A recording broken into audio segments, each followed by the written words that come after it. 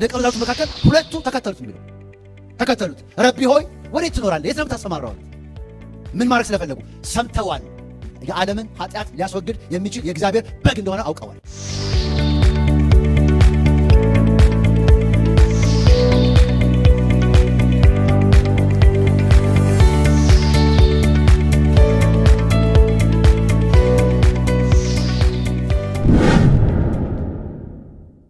ስለዚህ ስናጠቃለን ምን ብለን ተነጋገርን?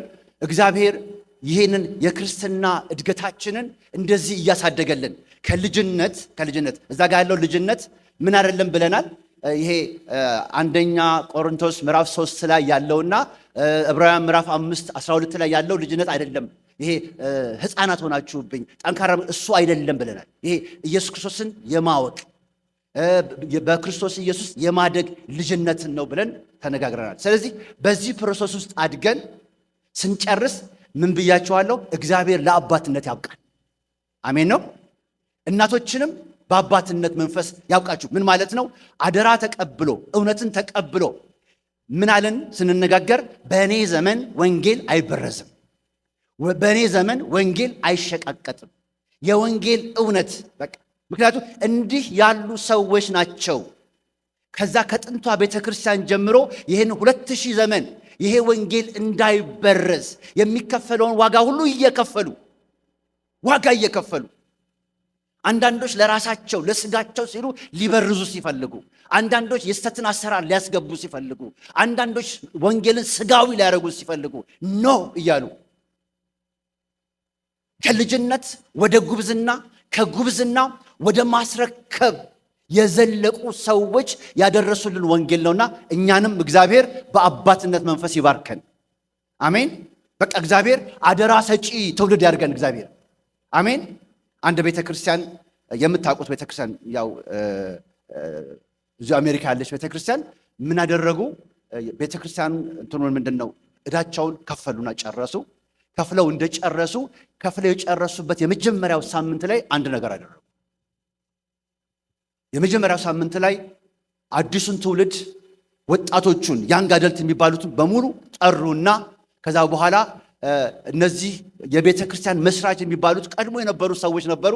እነሱ ደግሞ ሻማ ይዘው በቃ ቤተ ክርስቲያን መድረክ ላይ ጠበቋቸው እና ይሄ ሻማ የሚቀጣጠል የወንጌል ሻማ ሆኖ እኛ ይሄንን ቤት ኢሚግራንት ሆነን በሌለን ገንዘብ ኢየሱስና ወንጌሉን ከመውደዳችን የተነሳ ይሄንን ቤተክርስቲያን እዚህ ጋር አድርሰናል። ከዚህ በኋላ የምትቀጥሉት እናንተ ናችሁ። ይሄው ብለው በቃ በተርታ መጥተው ተቀብለው ሲሄዱ አየሁ። ያንን ቪዲዮውን አየሁና በጣም ባረከኝ። እግዚአብሔር ስም ይባረክ። ዛሬም ወገኖቼ ህንፃ ብቻ አይደለም የምናስረክበው፣ የወንጌልን እውነት የእግዚአብሔርን ቃል እውነት የተሰጠንን አደራ ሰዎች ይዘውልን የሚቀጥለው ትውልድ ይዞልን እንዲሄድ አስረካቢ መሆን እንድንችል የአስረካቢነት መንፈስ እግዚአብሔር ውስጣችን ያምጣልን። አሜን። ተነስተን ይህንን ቃል እናንብብና አብረን እንካፈላለን። ዛሬ ደግሞ እዛው ምዕራፍ 2 አንደኛ ዮሐንስ ምዕራፍ 2 15 16 እና 17 ሶስቱን ጥቅሶች ነው የምናየው። በምፈልገው ፍጥነት መሄድ አልቻልኩኝም። ምክንያቱም ጨፈላልቄ ሐሳቦችን መሄድ አልፈለኩኝም። የሚዘገየውን ያህል ይዘገይና ባለቀበት ጊዜ ይለቅ። ግን እግዚአብሔር ሊያስተምረን የፈለገውን ነገር እንድንይዝ ፈለኩኝ። ስለዚህ እነዚህን 3 ቁጥሮች ብቻ አብረን እናያለን። እንዲህ ይላል ቁጥር 15 ዓለምን ወይም በዓለም ያሉትን አትውደዱ። ዓለምን ወይም በዓለም ያሉትን አትውደዱ።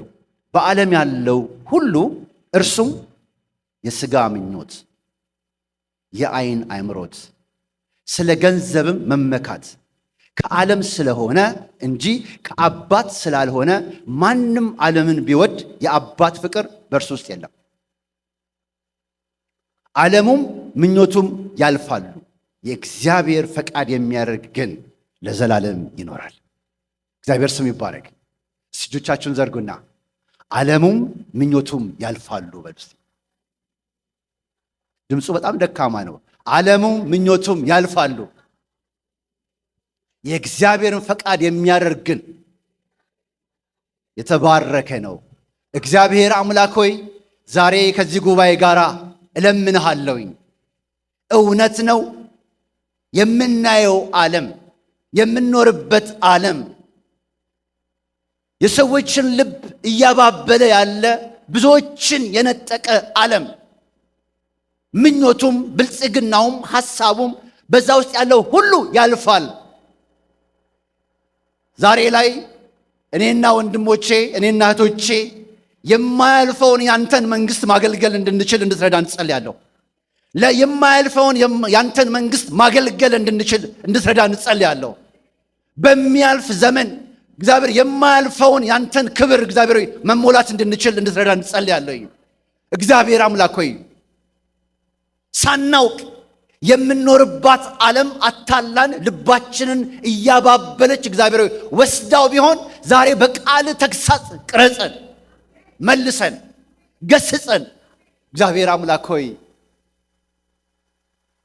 ያንተ ፍቅር የዓለምን የሚወድ የእግዚአብሔር ፍቅር በልቡ የለም ተብሎ ተጻፈ። እባክህን ካንተ ፍቅር የሚያጎድለን ዓለማዊ የሆነውን ነገር ሁሉ ከውስጣችን አውጣለን። አንተ የረዳችሁ ሰዎች አድርገን በኢየሱስ ስም አሜን።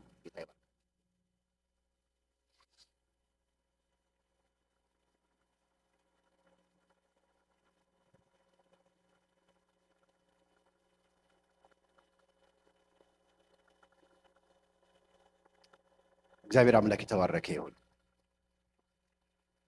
ዓለምን ወይም በዓለም ያለውን ምን አትበሉ፣ አትውደዱ። እንዳልኳችሁ ይሄ መጽሐፍ የተጻፈው ለአሕዛብ አይደለም። ነገር ግን ልጆች ለሆኑ፣ ጎበዞች ለሆኑ፣ አባቶች ለሆኑ፣ የእግዚአብሔር ምስጢር ለገባቸው ሰዎች የተጻፈ መጽሐፍ ነው። ምን ማለት ነው? ሰይጣን ሁልጊዜ አንድ የማያቆመው ተልኮ ሳይዘናጋ ሁልጊዜ የሚያደርገው ነገር ቢኖር የሚውጠውን ፈልጎ አማኞችን መዞር ነው፣ ቅዱሳንን መዞር ነው ለማዘናጋት። ስለዚህ ሳናውቅ የዓለም ፍቅር ልባችን ውስጥ እንዳይገባ እሱን ጥንቃቄ ልናደርግ እንደሚገባ ይሄ ቃል ያስጠነቅቀናል። ይህን ክፍል ሲዘጋው እንዲህ የሚል ቃል አለ ቁጥር 28 ላይ አሁንም ልጆች ሆይ በሚገለጥበት ጊዜ እምነት እንዲሆንልን በመምጣቱም በእርሱ ፊት ምን እንዳናደርግ እንዳናፍር። ልብ ውስጥ ያለው ነው። ዓለምን እንዳትወዱ፣ በዓለም ያለውን እንዳትወዱ። በዓለም ያለውን ከወደዳችሁ ዓለማዊ ነገር ውስጣችሁን የሚወስዳችሁ ከሆነ ኢየሱስ በሚገለጥበት ጊዜ እንድታፍሩ፣ አንገት እንድትደፉ ያደርጋችኋል። ሐዋርያ ጳውሎስም በሁለተኛ ጢሞቴዎስ ምዕራፍ 2 ቁጥር 3 ላይ እንደ ክርስቶስ በጎ ወታደር አብረኸኝ መከራ ተቀበል ይልና ወታደር በዚህ ዓለም ነገር ንግድ ባለበት ነገር ራሱን ንገሩኝ አያጠላልፍም። ክርስቲያን ሰው ሁልጊዜ ወታደር የሆነ ተልእኮ ያለው የጌታውን መምጣት የሚናፍቅ ሰው በዓለም ነገር ራሱን አያረግም፣ አያጠላልፍም። ከሚያሳፍር ነገር፣ አንገት ከሚያስደፋ ነገር ራሱን ይጠብቃል። ስለዚህ በዓለም ያለውን አትውደዱ ይልና ይሄንን 15 16 17 ላይ ይናገርና 18 ላይ የሚናገረው ስለ አንታይ ክራይስት ነው የሚናገረው። ሐሰተኛው ክርስቶስ እንዴት ባለ አካሄድ፣ እንዴት ባለ ሴራ በዓለም ላይ እንደሚሰራ የተመረጡትን እስከሚያስት ድረስ እንዴት በዓለም ላይ ስትራቴጂውን እንደሚያወጣ ይናገራል። ስለዚህ ዓለምን በመውደድ ልቡ የላላበት ሰው ካለ የሐሰተኛውን መንፈስ ትምህርትና አሰራር መቃወም አይችልም። ወገኖች አንድ ነገር ልንገራቸው። ጊዜው በጣም እየረቀቀ ነው ያለው። በጣም እየረቀቀ ነው ያለው። የጠላት አሰራር በጣም እየረቀቀ ነው ያለው። መልካም በሚመስል ለዚህ ነው ባለፈው ሳስተምራችሁ ትዝ ካላችሁ አይደለም እግዚአብሔር በክፉና በደግ መካከል ልዩነቱን እንድናውቅ አይኖቻችን እንዲያበራ አይደለም ለምን አልኳችሁ። በክፉና በደግ መካከል ሳይሆን በሁለት ደግ ነገሮች መካከል። ሁለት ደግ ምንድነው? አንደኛው ደግ ይመስላል ነገር ግን ደግ አይደለም። መልካም ይመስላል ነገር ግን መልካም አይደለም። አንደኛው ግን ደግሞ ትክክል መልካም ነው። ዛሬ አሁን ክፉና ደጉን ሰይጣን ትቶታል። ኦልድ ፋሽን ትቶታል። ሁሉም ሰው ነቄ ስለሚል ትቶታል። እሱን በሱ አይመጣም። መልካም በሚመስል የብርሃን መልአክ መስሎ ጽድቅ የሚመስል ነገር ግን ጽድቅ ያልሆነ፣ መንፈሳዊ የሚመስል ነገር ግን መንፈሳዊ ያልሆነ ነገር ይዞ ይመጣል። ስለዚህ ሐዋርያው በሚቀጥለው ሳምንት እናየዋለን ከቁጥር 18 ጀምሮ ስለ አንታይ ክራይስት ጥልቅ አሰራር ይነግራቸዋል። ይህንን አሰራር መቃወም የምትችሉት ዓለምንና በዓለም ያለውን ምን ስታደርጉ ነው? ስትጠሉ። ያን ጊዜ አይኖቻችሁ ይከፈታሉ። በቀላሉ አትታለሉ። የነቃ መንፈስ ይኖራችኋል። የእግዚአብሔር መንፈስ በእናንተ ውስጥ ይኖራል፣ ያድራል። የእግዚአብሔር ቃል በልባችሁ ስለሚተከል ነገርን ሁሉ በእግዚአብሔር ቃልና በእግዚአብሔር መንፈስ ትመረምራላችሁ። ይሄ የሚጀምረው የአጋንንትን አሰራር ለመለየት የሚጀምረው የመጀመሪያው ስቴፕ ዓለምን መጥላት፣ በዓለም ያለውን ከእግዚአብሔር ነገር ለይቶ ማስወገድ ነው።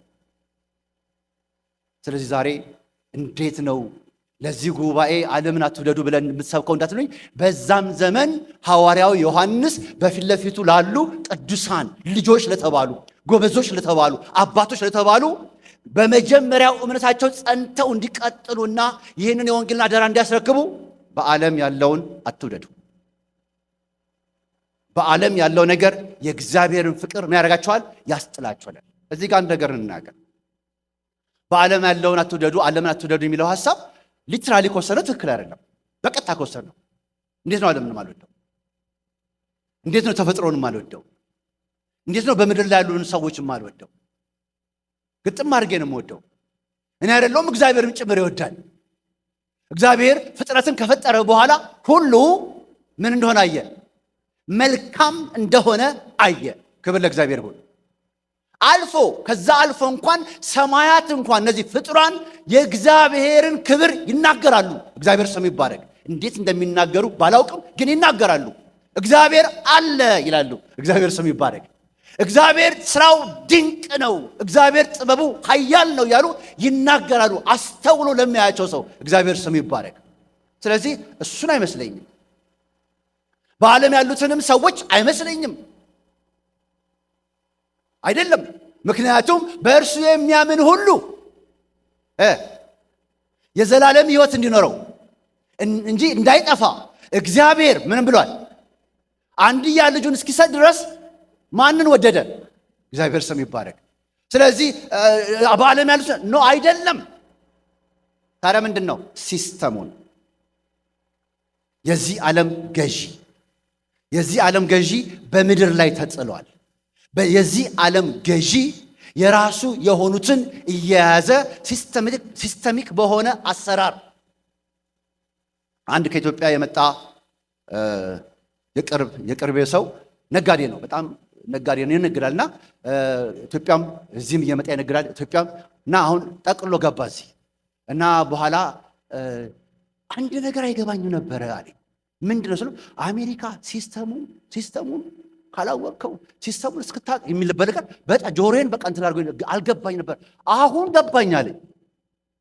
ምክንያቱም የፌዴራል ሲስተሙ፣ የታክስ ሲስተሙ፣ የምናምን ሲስተሙ አሰራሩ በሙሉ በቃ አንድ ሰው መታወቂያውን ሲሰጥ ፑላውት የሚያደርገው አንድ ፖሊስ ሲይዛችሁ መንገድ ላይ ሁሉና ታሪካችሁ ነው ፑላውት የሚያደርገው። የነበራችሁን ክሬዲት ሌላ ስቴት እንኳን ያገኛችሁትን ትኬት እዚህ ጋር ያወጣለታል። ሲስተሙ ነው። ዓለምም በክፉ ሲስተም ተይዛለች። ያ ሲስተም ደግሞ ሰዎችን ሁሉ የኃጢአት ባሪያ በማድረግ ሰዎችን ሁሉ የማርከስ ፈቃድ ባለው በሰይጣን ገዥነት፣ የዚህ ዓለም ገዢ ሰይጣን ስለሆነ በዛ ግዛት ውስጥ እየሰጠ እያባበለ እየሸነገለ ሰዎችን ሁሉ ከመስመራቸው ሊያወጣ ይፈልጋል። በመጀመሪያ ይህን መጀመር ፈልገው ወደ ትምህርቱ ከመግባት በፊት ጌታችን ኢየሱስ ክርስቶስ ይህንን ፈተና ተፈትኖ አልፏል። ክብር ለእግዚአብሔር ይሁን። እነዚህ የዓለም ፈተናዎች ምንድን ናቸው? መጀመሪያ ቁጥር 15 አብረን እንድናነብ ፈልጋለሁ። ሶስቱን ፈተናዎች እናያቸው። ቁጥር 15 ዓለምን ወይም በዓለም ያሉትን አትውደዱ። በዓለም ያለው ሁሉ ማን ነው? አብረን እናንብበው። ምንድን ነው? የሥጋ ምኞት አንድ፣ ሁለተኛው የዓይን አእምሮት ሁለት፣ ሶስተኛው ገንዘብን መመካት ወይም ፕራይድ። እነዚህ ነገሮች ነው ዛሬ የምናየው። የሥጋ ምኞት፣ የዓይን አእምሮት፣ በገንዘብ ወይም ባለ ንብረት መመካት። እነዚህ ነገሮች ዋና ሰይጣን የሰዎችን ልብ የሚይዝበት መንገድ ናቸው። በደንብ ግልጽ እንዲሆንልን መጀመሪያ ማቴዎስ ምዕራፍ 4 ላይ ያለውን ሰይጣን ኢየሱስን የፈተነበት ነገሮች እንመልከት። አንደኛው ሰይጣን ኢየሱስን ሲፈትነው በሥጋ ምኞት ነው የፈተነው፣ ድንጋዩን ወደ ዳቦ እንዲለውጥ።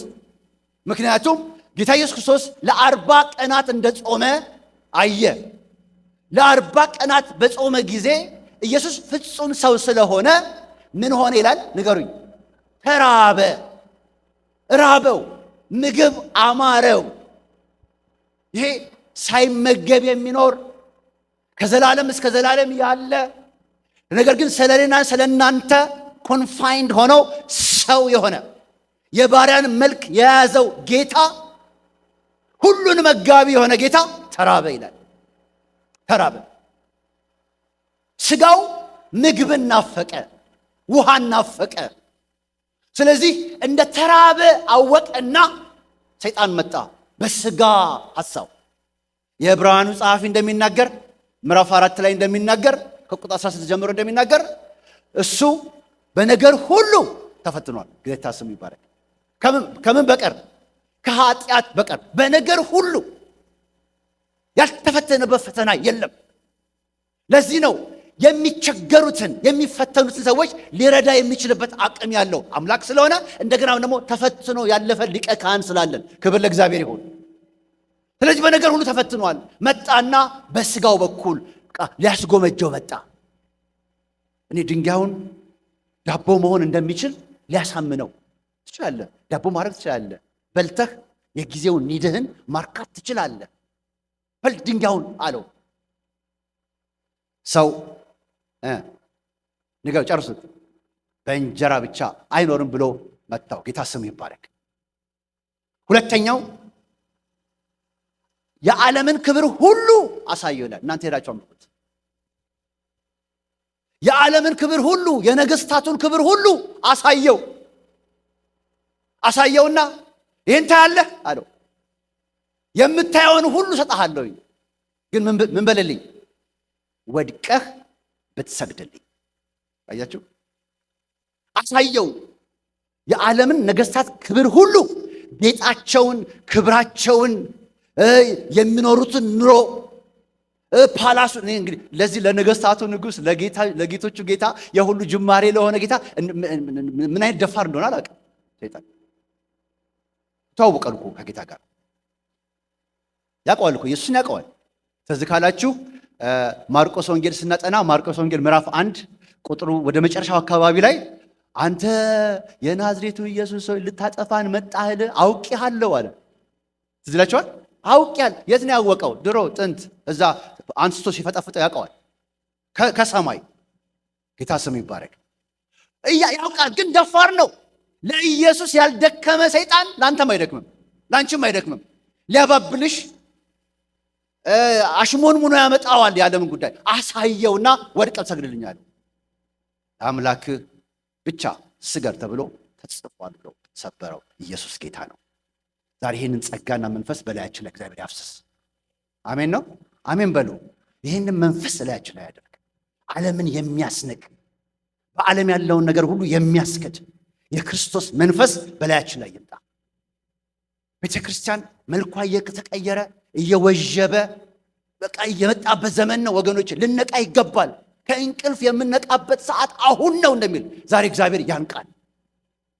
ልባችንን አራግፈን ድካማችንን አራግፈን የስጋን ምኞት የዓይንን አእምሮት ትዕቢትን ሁሉ አስወግደን በእግዚአብሔር ፍቅር ተሞልተን ይህንን የአንታይ ክራይስት መንፈስ እና አሰራር ለመገልበጥ ቤተክርስቲያን ታጥቃ እንድትወጣ ዛሬ እግዚአብሔር አምላክ ይርዳል።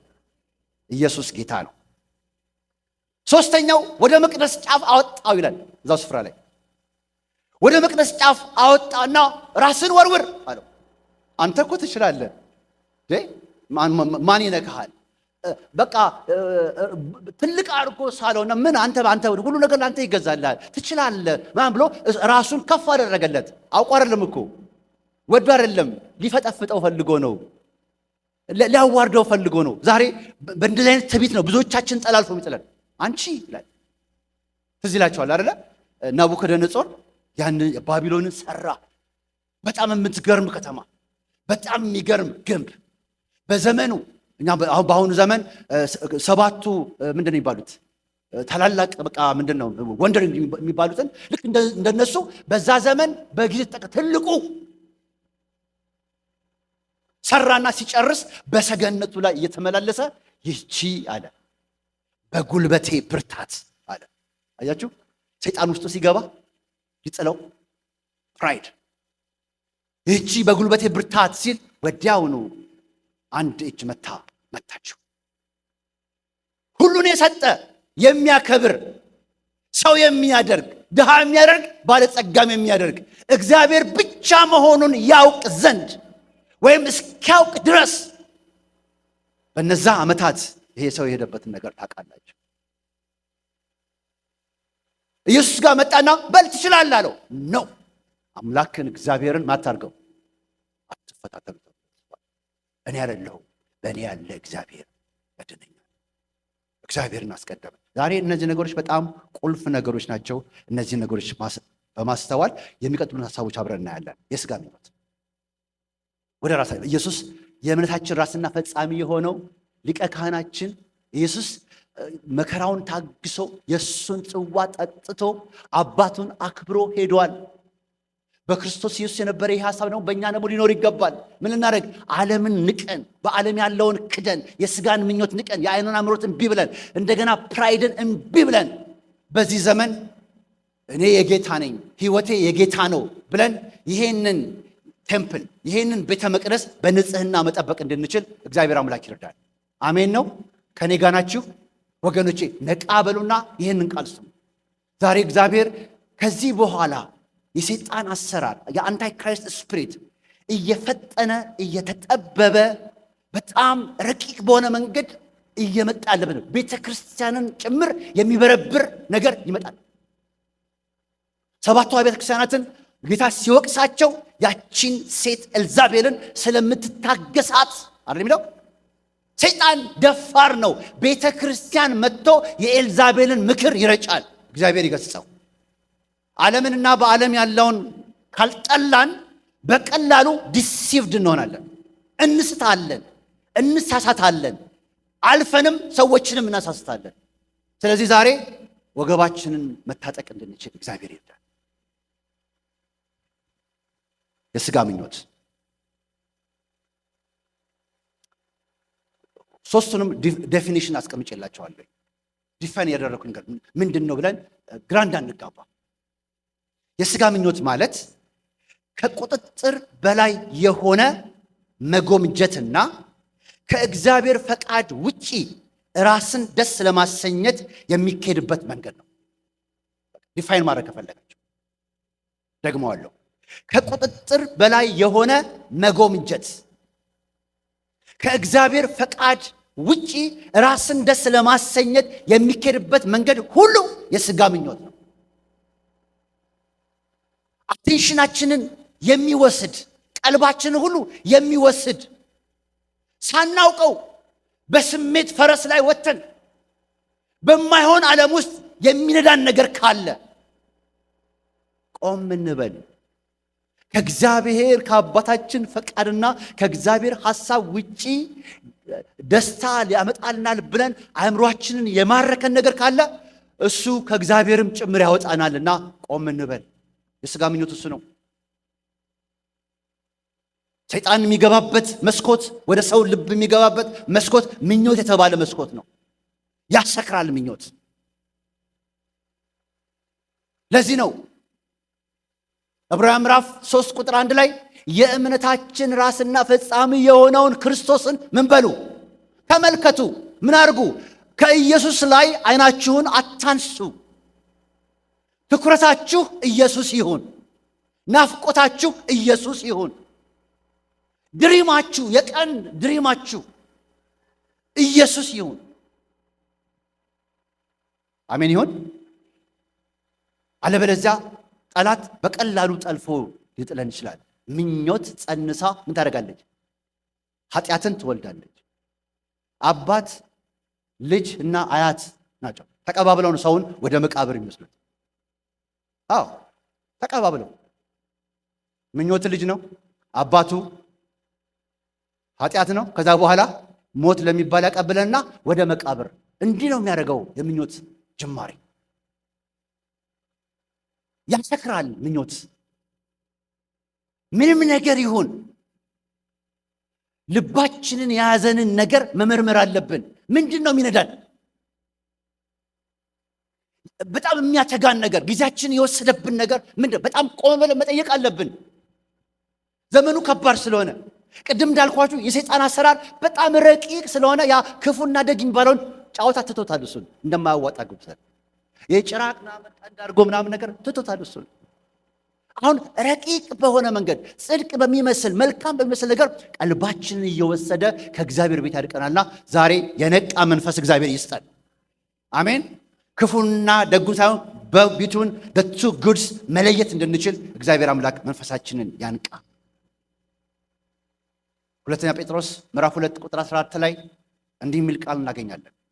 ምንዝርና የሞላባቸው ኃጢአትንም የማይተዉ ዓይኖች አሏቸው፣ መመኘትን የለመደ ልብ አላቸው እያለ ሐዋርያው ጴጥሮስ ይናገራል። ስለ ክርስቲያኖች ነው የሚናገረው። ፍርድ ከእግዚአብሔር ቤት ተነስቶ ይጀምራል። የሚጀምረው ደግሞ ከእግዚአብሔር ቤት ነው እያለ ይቀጥላል ወደታች።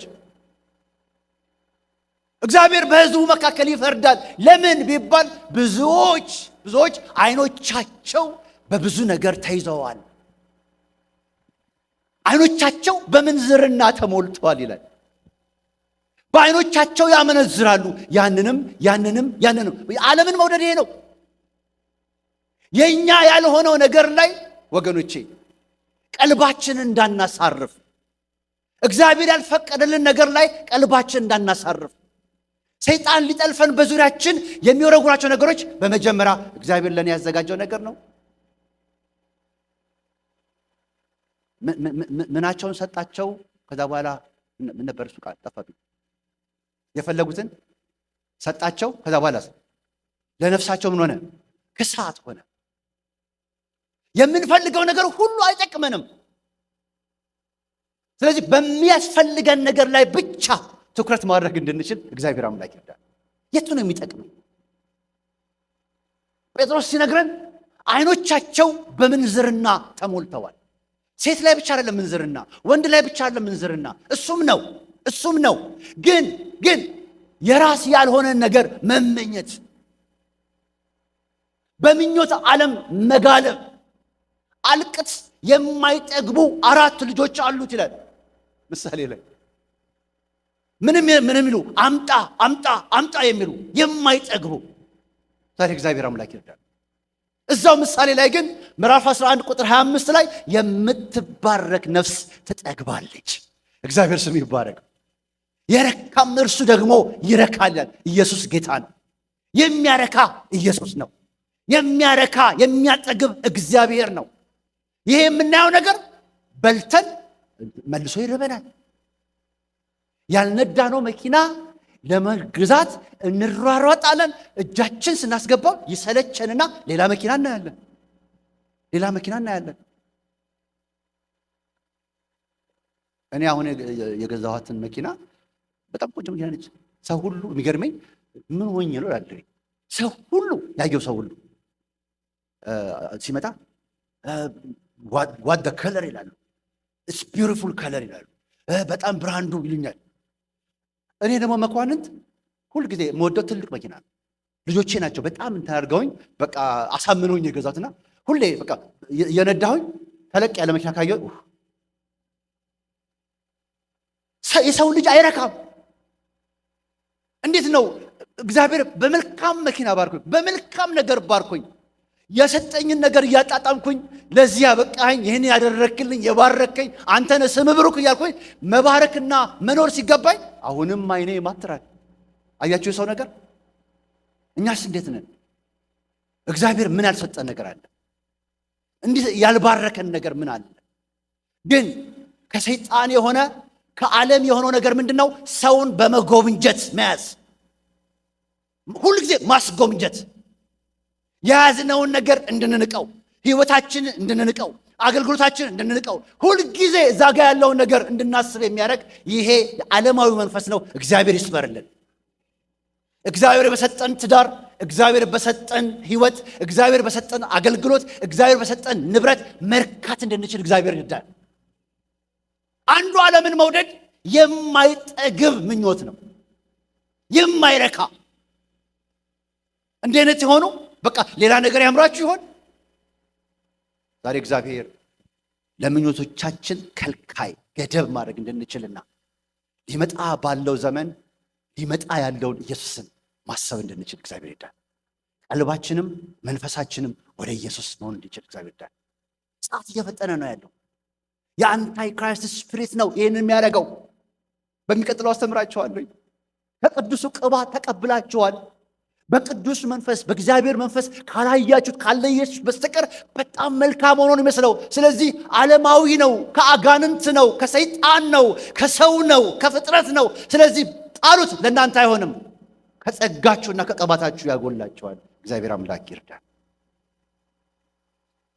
ኢዮብ ምዕራፍ 31 ቁጥር 1 ላይ ኢዮብ የሚገርም ቃል ይናገራል። ከዓይኔ ጋራ ቃል ኪዳን ገባው ይላል። ላልጎመጅ እግዚአብሔር በሰጠኝ ልረካ የሚናገረው እዚህ ጋር እንግዲህ ቆነጃጀቱን እንዴት እመለከታለሁ? እግዚአብሔር ቆንጆ ልጅ ሰጥቶኝ፣ ቆንጆ ሚስት ሰጥቶኝ፣ የጉብዝናዬን ሚስት በእሷ ነው ምረካው አለ። በእሷ ነው ልቤ የሚያርፈው እንጂ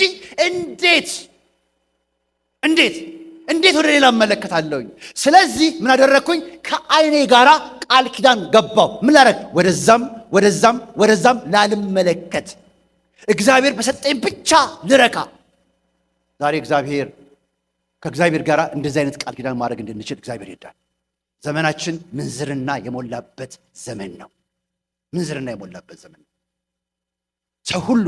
ሰው ሁሉ የዓይኑን ምኞት የሚከተልበት።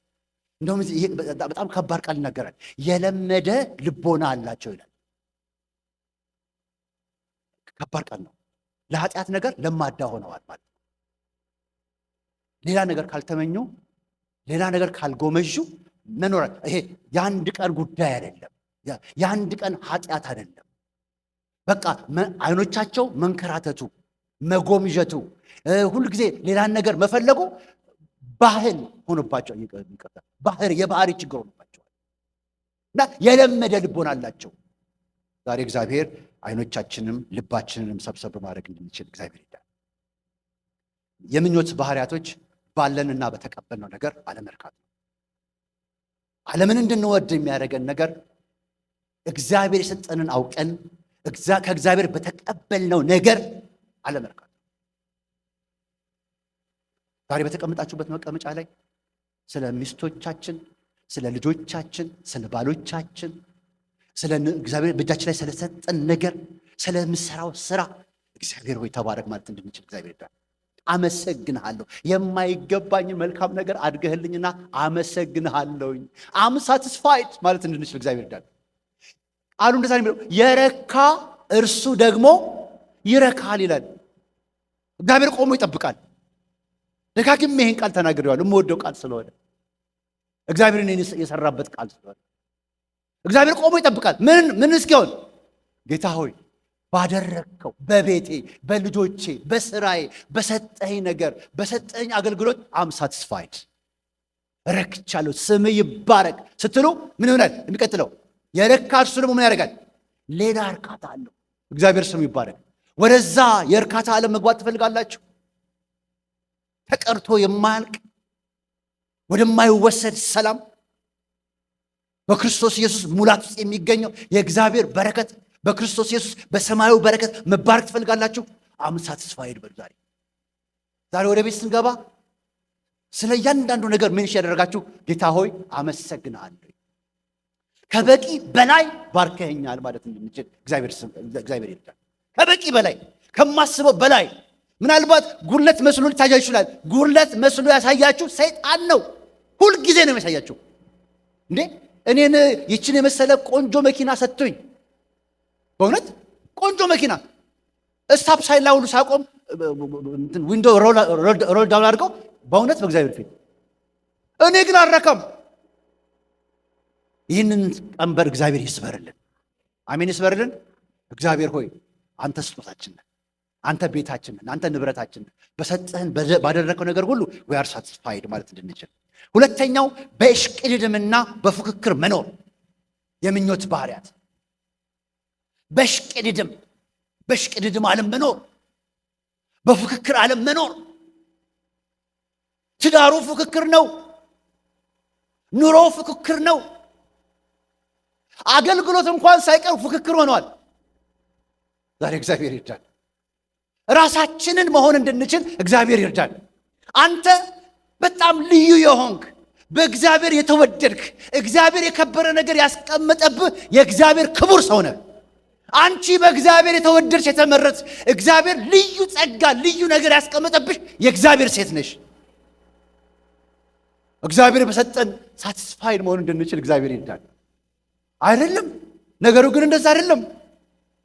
ዓለምን መውደድ፣ በዓለም ያለውን ሁሉ መውደድ ምን ማለት ነው? አንዱ የሥጋ ምኞት ነው።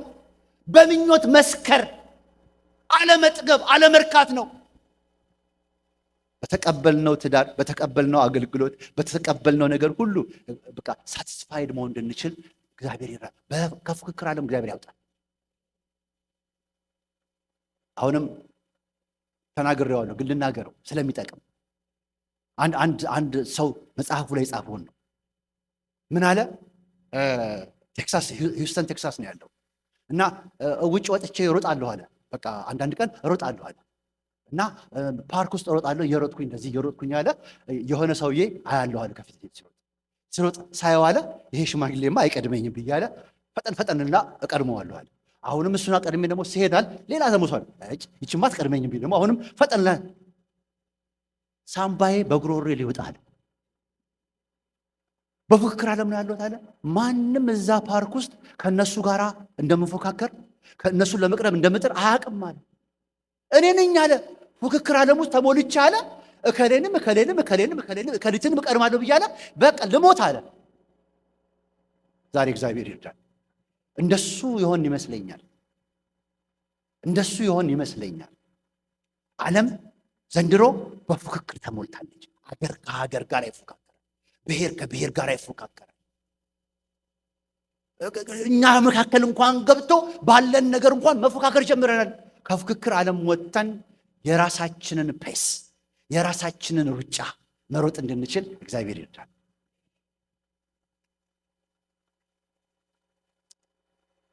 አንደኛ ተሰሎንቄ ምዕራፍ 4 ቁጥር 11 ይህን ቃል በአዲስ ትርጉም አንድ ሰው እንዲያነብልኝ ይፈልጋል። የያዘ ሰው ድምፅ ከፍ ብሎ ቆም ብሎ ቶሎ ቢያነብልኝ ይመስለኛል። በጣም ውስጤን የነካው ቃል ነው። እንደ መልህቅ ይህንን ቃል እንድትዙልኝ ይፈልጋል። አንደኛ ተሰሎንቄ ምዕራፍ 4 ቁጥር 11 በአዲስ ትርጉም የያዛችሁ ሰዎች ካላችሁ ቶሎ በሉ፣ ጊዜ አትወስዱብኝ፣ ታዘዙና አንድ ሰው ብድግ ብሎ ያንብልኝ። ካልሆነ እኔ አነባዋለሁ፣ ይዤዋለሁ። እዚህ ጋር እንድታነቡልኝ ፈልጌ ነው አለ የሚቆም ሰው።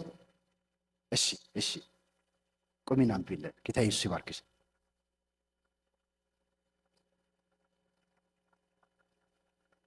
ድምፅሽን ከፍ አድርጊ ትንሽ።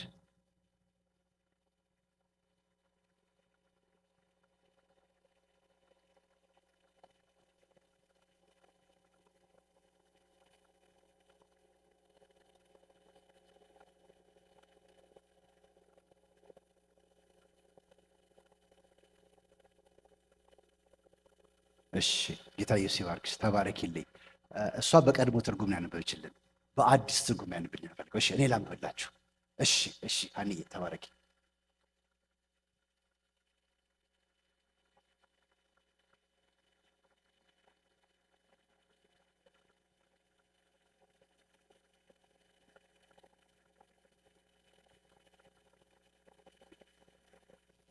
ከዚህ በፊት እንዳዘዝናችሁ እሺ እሺ በገዛ እጃችሁ ስሩ። አንድ በጸጥታ ኑሩ። በራሳችሁ ጉዳይ ላይ ብቻ አተኩሩ። ጌታ ይባርክሽ። ጥሩ ምክር አይደለም? ምን በሉ ይላል? ተመልከቱ። በገዛ እጃችሁ ስሩ። ሌላ ነገር አያስጎምዣችሁ። ሰው በሚሰራው ነገር አትቅኑ። እግዚአብሔር የእጆቻችሁን ስራ ይባርክላችኋል። ስለዚህ በገዛ እጃችሁ ስሩ።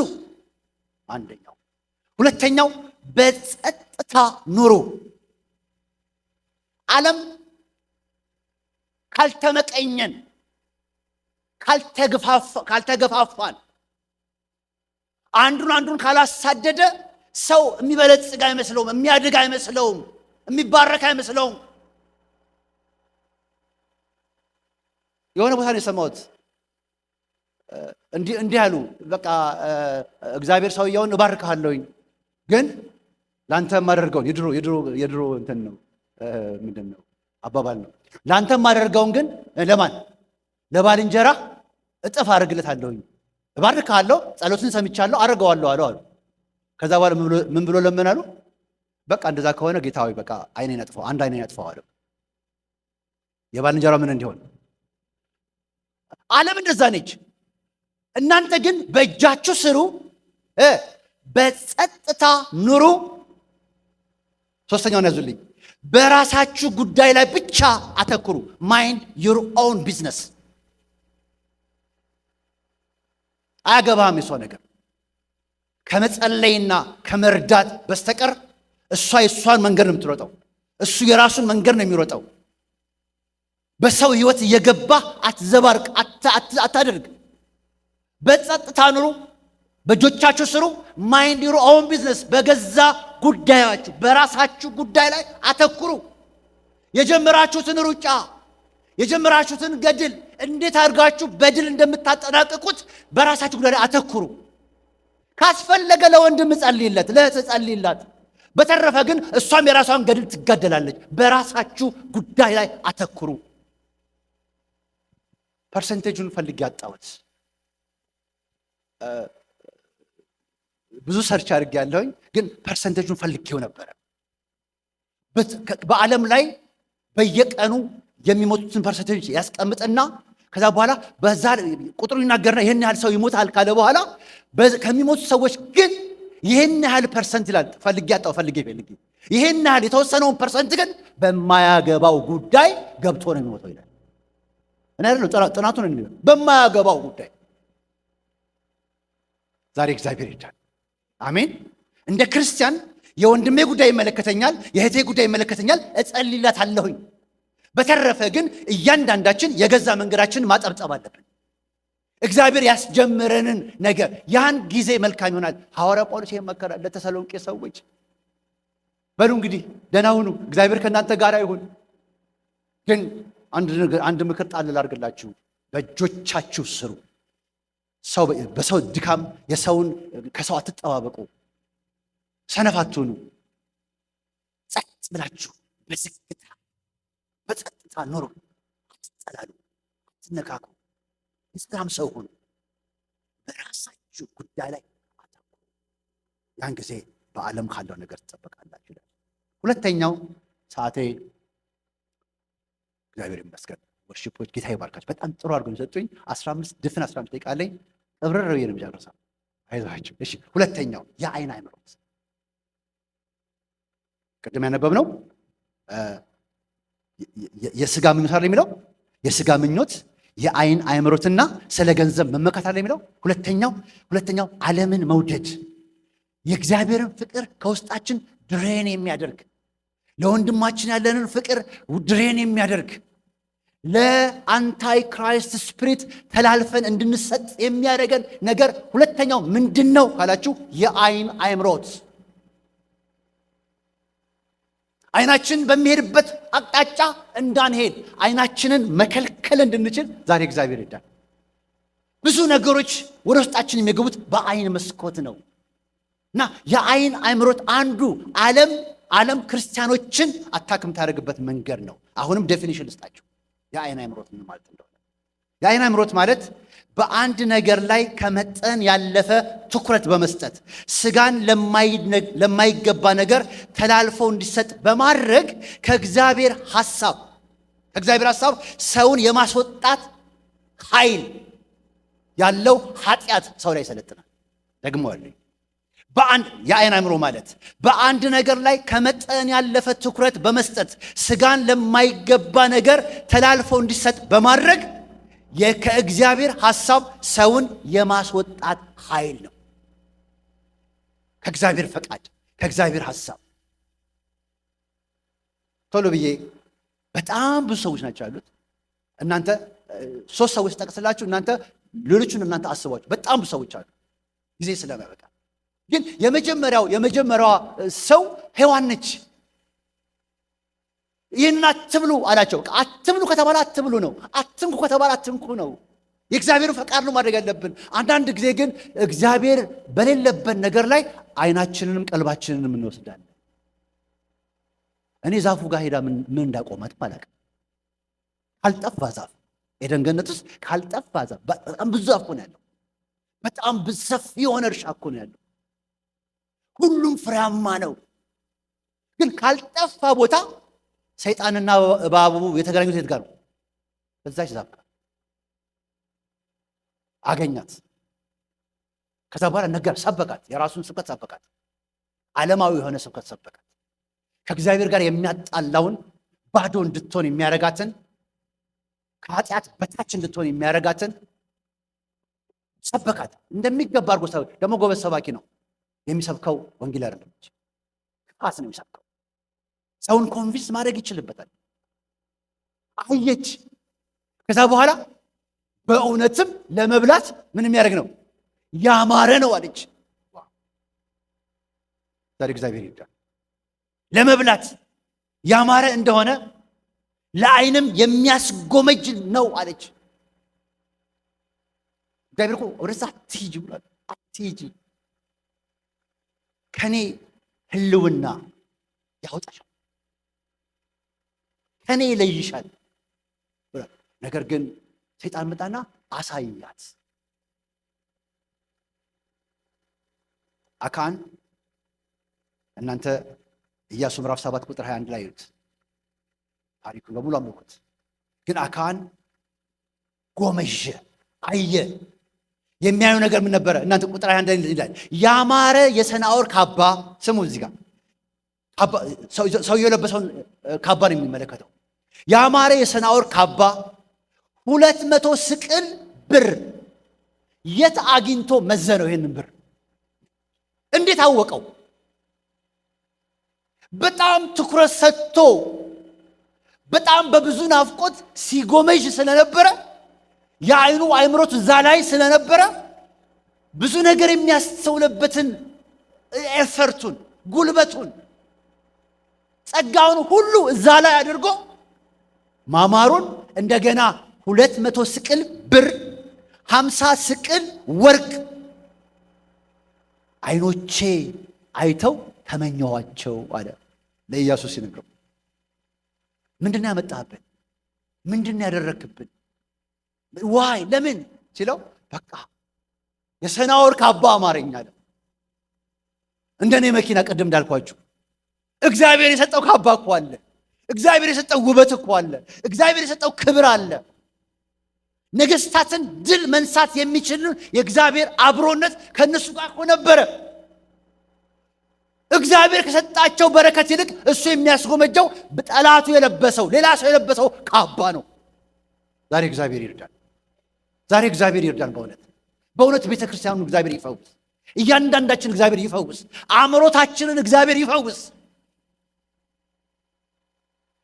በጣም ትኩረትና ጊዜ ከመስጠቱ የተነሳ ምን ያህል እንደሚመዝኑ ያውቀዋል። አይቼ ተመዝኛውት በቃ አይ ነው 200 ምንድነው ስቅል ብር ነው አይ ነው የሚመስለው እያለ ይናገራል። በቃ ዛሬ አእምሯችን ውስጥ ምን እንደሚመላለስ አናውቅም። ማራገፍ እንደሚችል እግዚአብሔር ይርዳል። ዓለም ነው።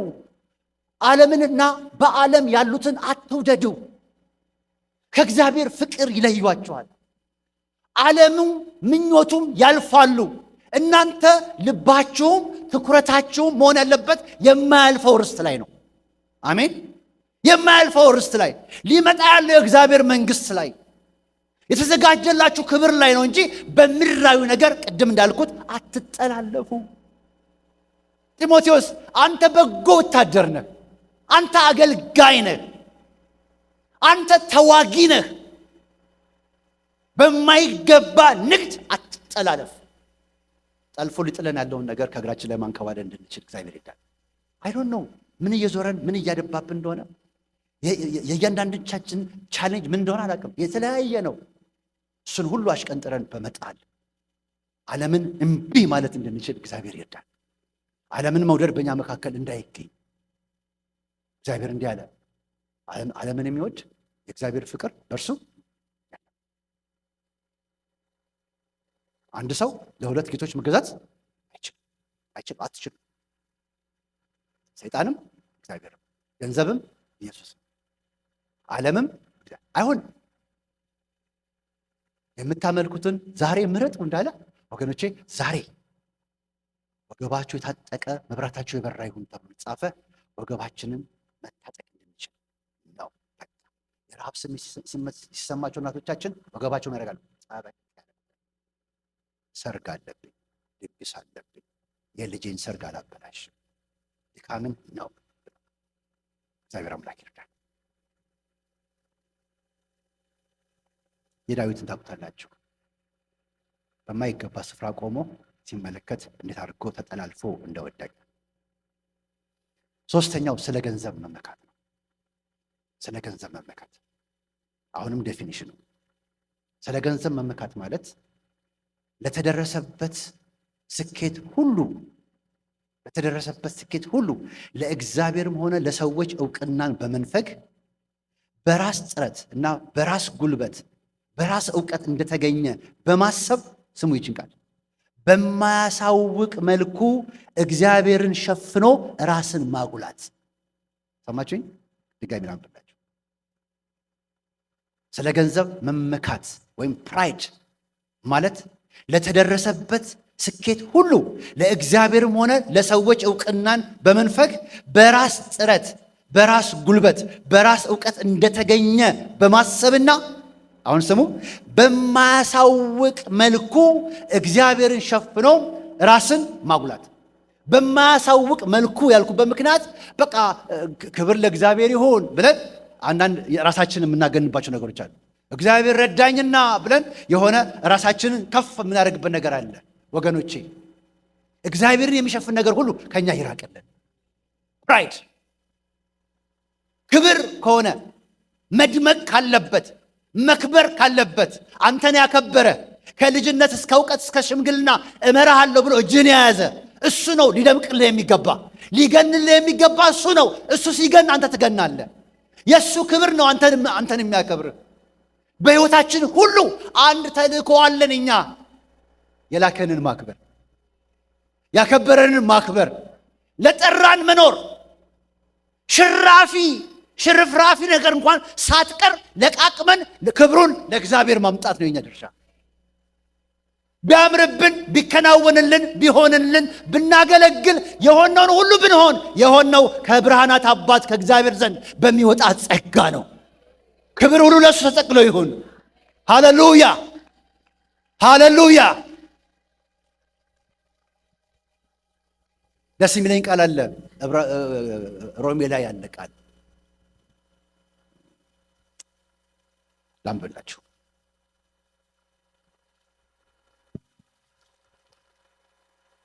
ሁሉ ከእርሱና በእርሱ ለእርሱም ነውና ለእርሱ ለዘላለም ክብር ይሁን አሜን። በቃ እንዲህ ማለት እንድንችል እግዚአብሔር ሁሉ ከእርሱ በእርሱ ተመልሶ ለእርሱ ነው። ምን ማለት ነው? ጳውሎስ ራሱን ሹልክ አድርጎ አወጣ። እኔ የለሁበትም። የሆነ ነገር ካያችሁ ከእርሱ ነው። የሆነ ነገር ካያችሁ በእርሱ ነው። የሆነ ነገር ካያችሁ ክብር ይሁንለት ለሱ። እኔ እንደ ጭንጋፍ መሆን ባሪያ ነኝ አለ። እግዚአብሔር ስሙ ይባረክ።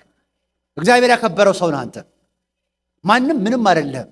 ማንም ምንም አይደለሁኝም። ክብርን ለሱ በመምጣት እግዚአብሔርን ማክበር ልንችል እግዚአብሔር ይዳል። በማያሳውቅ መንገድ ፕራይድ ማለት ይሄ ነው። በማያሳውቅ መንገድ፣ መንፈሳዊ በሚመስል መንገድ በቃ ጌታ ነው የረዳኝ እግዚአብሔርን አመስግኑልኝ ብለን ጸሎት ርዕስ እንደዚህ ብለን ስኬታችን እናገራለን። አታውራ አንተ ስኬት እንዴ! እሱ በቃ ክብሩን እሱ እግዚአብሔር ይውሰድ። ከተናገረ በፈለገበት መንገድ ይናገር። የእግዚአብሔርን ክብር እንዳንነካ በጥንቃቄ መኖርና ማገልገል እንድንችል እግዚአብሔር ይርዳል። እሱ ከዓለም ነው። ዓለማዊ አካሄድ ነው። ዓለማዊ አሰራር ነው። ተጠንቀቁ። ከዓለም የሆነውን ነገር ፕራይድ አውጡ። ምክንያቱም በሚቀጥለው ዘመን ቤተ ክርስቲያን አማኞች የሚፈተኑትና የሚበረበሩት በዚህ ነው። ሰይጣን የብርሃን መልአክ መስሎ በቤተ ክርስቲያን ውስጥ መጥቶ አንዳንዶችን በኋላ በሚቀጥለው ሳምንት እናገራለሁ። በመጀመሪያም ከኛ ወጡ፣ በመጀመሪያም ግን ከኛ ዘንድ አልነበሩም ያለ ይናገራል። ተጠልፈው የተወሰዱ ሰዎች አሉ። ቸርች ውስጥ የነበሩ ሰዎች፣ አገልጋይ የሚባሉ ሰዎች፣ በእግዚአብሔር ቤት የነበሩ ሰዎች በሚያስገርም መንገድ ዮሐንስ በነበረበት ዘመንና ቤተክርስቲያን ውስጥ በመጀመሪያዋ ቤተክርስቲያን ውስጥ እነ ፖሊካርፕ በነበሩበት በዛ ዘመን ውስጥ አንዳንዶች ከነሱ ጋር የነበሩ ሰዎች እንዳልነበረ ሌላ ሰው ሆኖ ተገለጡ። ለምን ቢባል የአይን አይምሮት፣ መጎምጀት እና ፕራይድ፣ ትምክህት። እግዚአብሔር ይርዳል።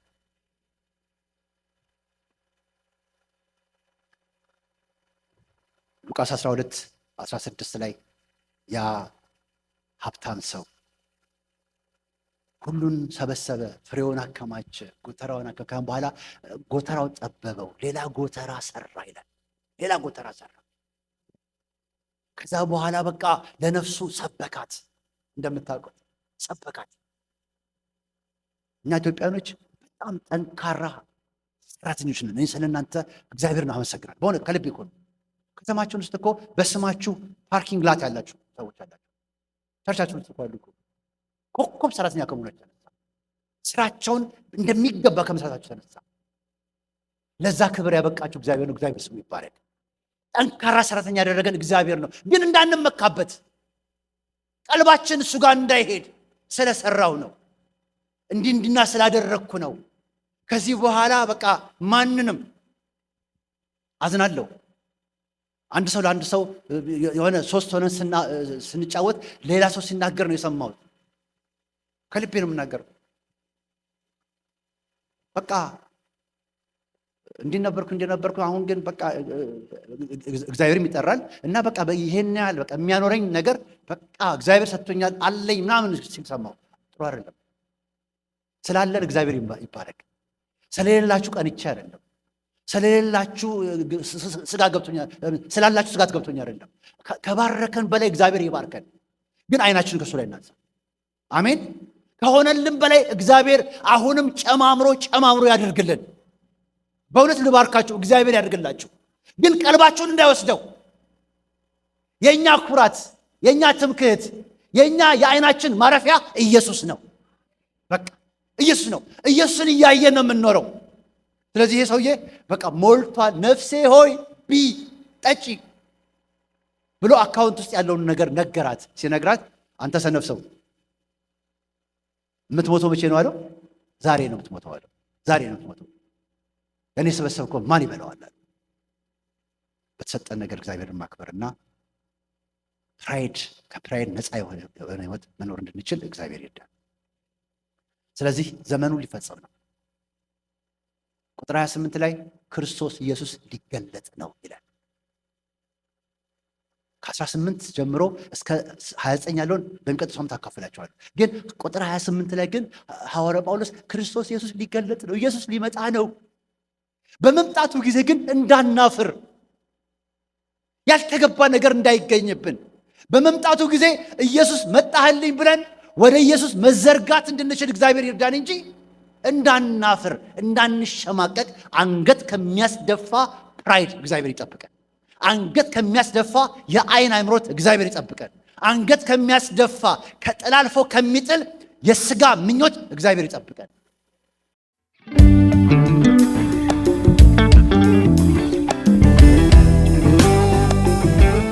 የኢትዮጵያ የክርስቲያኖች ኅብረት ቤተ ክርስቲያን በላስ ቬጋስ ኔቫዳ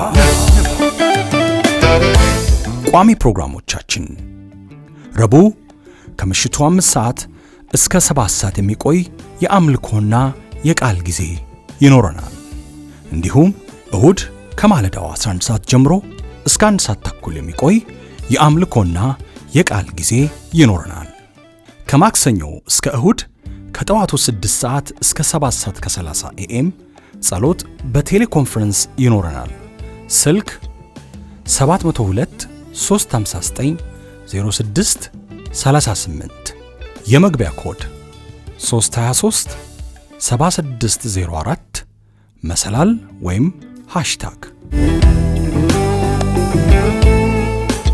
በቤተ ክርስቲያናችን የሚካሄዱ የተለያዩ ፕሮግራሞቻችን አብረን የምንጸልይበት ጊዜ እሁድ ከ10 ሰዓት ኤኤም እስከ 11 ሰዓት ኤኤም ጸሎት፣ ሰኞ ከ10 ሰዓት ኤኤም እስከ 12 ሰዓት ፒኤም የቤተ ክርስቲያናችን የጸሎት አገልጋዮች የሚጸልዩበት ጊዜ ስለሆነ በዚህ አገልግሎት ስር ማገልገል የምትፈልጉና የምትሹ ሁሉ ወንጌላዊ ነጋሽ ደገፋን ያነጋግሩ። በተጨማሪም በዕለቱ ካለው የጸሎት አገልግሎት ጋር በመተባበር የአቂላና ጵርስቅላ አገልግሎት ዘወትር እሁድ ወሩ በገባ በሁለተኛው ሳምንት ስለ ወላጆችና ለልጆች ጸሎት ይደረጋል። ልጆች ያላችሁና ስለ ልጆች ሸክሙ ያላችሁ ሁሉ ይህንን ዕድል እንድትጠቀሙ ቤተ ክርስቲያን በአክብሮት ትጋብዛችኋለች። በተጨማሪም በዓመት 4 ጊዜ በየ3 ወሩ ቅዳሜ በወይዛዝርት አገልግሎት የሚደረግ የጸሎት የምክርና ማዕድ አብሮ የመቁረስ አገልግሎት ይኖረናል። በየሳምንቱ በቋሚነት የሚሰጡ አገልግሎቶች ከ9 ሰዓት ኤኤም እስከ 3 ሰዓት ፒኤም ማክሰኞ፣ ሮብ፣ ሐሙስና ቅዳሜ የምክርና የጸሎት አገልግሎት፣ የደህንነት ትምህርት፣ የደቀ መዛሙርት ትምህርት፣ መንፈሳዊ እድገት፣ የቅድመ ጋብቻና ላገቡ ሁሉ የሚሆን የትምህርት ጊዜ ይኖረናል። ስለዚህ የሚችሉበትን ቀንና ሰዓት ለሙሉ ጊዜ አገልጋዮች በማሳወቅ ራስዎን ያንጹ።